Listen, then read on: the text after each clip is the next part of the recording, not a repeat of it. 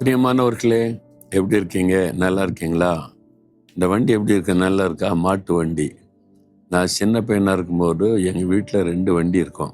மாடு வண்டி. ஒன்று வில்லு வண்டின்னு சொல்லுவோம். இதுதான் மனுஷர்கள் போகிற காரு. அந்த காலத்தில் பயன்படுத்தின காரு கிராமங்களில். ஒரு குடும்பமே இதில் பிரயாணப்பட முடியும். இன்னொன்று சக்கடா வண்டின்னு சொல்லுவாங்க. பாரம் ஏற்றுகிற வண்டி. அது இது மாதிரி இருக்காது. அதில் தான் நெல் மூட்டைகள் எல்லாத்தையும் ஏற்றி கொண்டு போகிறதுக்கு 2 வண்டி இருக்கும். 2, 3 ஜோடி மாடுகள் இருக்கும் வீட்டில். பெரிய ஜோடி, சின்ன ஜோடிலான்னு சொல்லி. அதான் விவசாயிகள். அவங்களுக்கு எத்தனை ஜோடி மாடு இருக்குது, எத்தனை வண்டி இருக்குது, வேலைக்காரங்க, அதை வச்சு தான் அவங்க பணக்காரங்கன்னு கணக்கிடுவாங்க. அந்த நாட்களில் நினச்சி பார்க்குறேன். இதை பார்த்த உடனே நான் இதெல்லாம் பிரயாணப்பட்டு இருக்கிறேன். ஊருக்கு போனேன்னா மாட்டு வண்டியில் தான். அது முன்னால் அதை வண்டி ஓட்டுறதுக்கு ஒரு வேலைக்காரர் உண்டு, பக்கத்தில் உட்காந்துக்கிறது, காலை அசைத்துக்கிட்டே வர்றது. அதெல்லாம் அந்த நாட்கள். அதை திரும்பி பார்க்கும்போது அது ஒரு சந்தோஷமாக தான் இருக்கிறது. ஆனால் நீங்கள் அதில் போய் பழக்கம் இருக்குது. அவங்களுக்கு இது மாதிரி வண்டியில் பிரயாணப்பட்டிருக்கீங்களா? இப்பவும் சில இடங்களில் இருக்குது. சரி, இது பழைய நாட்களை நினைவு கூறுகிறது.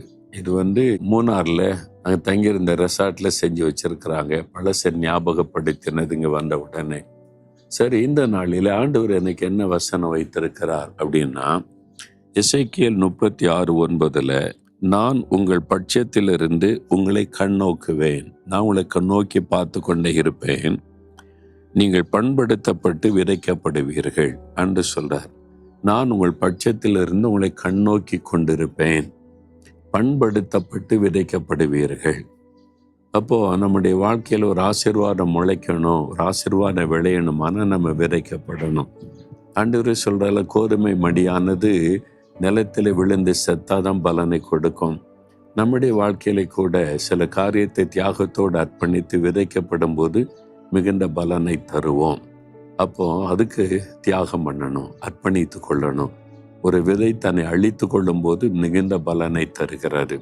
அதே மாதிரிதான் நம்மையும் நம்முடைய வாழ்க்கையை ஆண்டவருக்கு என்று அர்ப்பணிக்கும் போது ஆண்டவருக்கு என்று மிகுந்த பலனை கொடுப்போம். நம் மூலமா நிறைய ஆசீர்வதிக்கப்படுவாங்க. ஆண்டு சொல்ல, உங்கள் பட்சத்திலிருந்து கண்ணோக்கமாய் இருப்பேன், கண்ணோக்குவேன் சொல்றார். அப்போ பண்படுத்தப்படுவது. வயல் நிலங்கள் பார்த்தீங்கன்னா, ஒரு முறை அறுவடை செய்துட்டா உடனே மறுபடியும் நெல்லை விதைக்க மாட்டாங்க.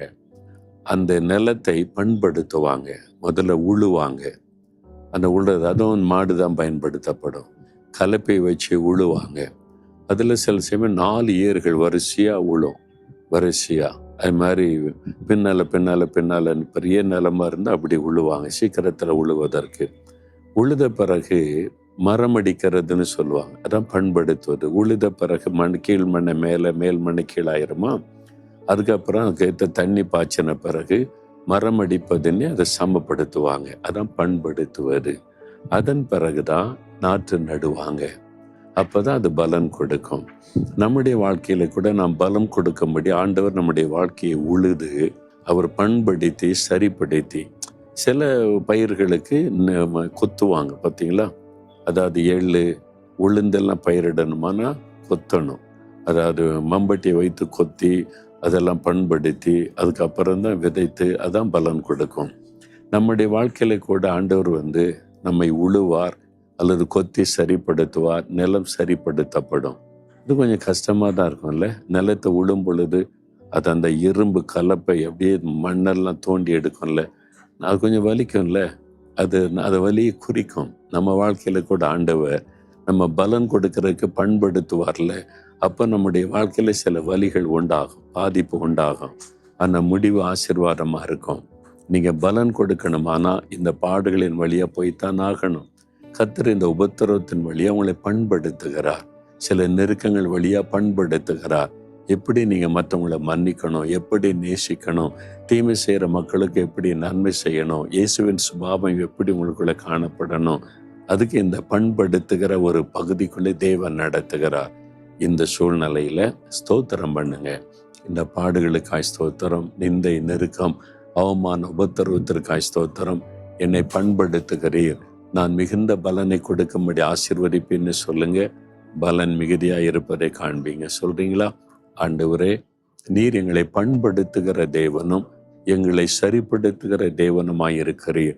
எங்களை விதைத்து பலன் கொடுக்கிறவளாய் மாற்றுகிறீர். நான் அதற்கு என்னை அர்ப்பணித்துக் கொள்கிறேன் என்று இந்த மகன் இந்த மகள் தங்களை அர்ப்பணிக்கிறாங்க. அவங்களுக்கு உதவி செய்ய மிகுந்த பலனை கொடுக்கும்படி ஆசீர்வதிங்க. இயேசுவின் நாமத்தில் ஜெபிக்கிறோம் பிதாவே, ஆமேன்.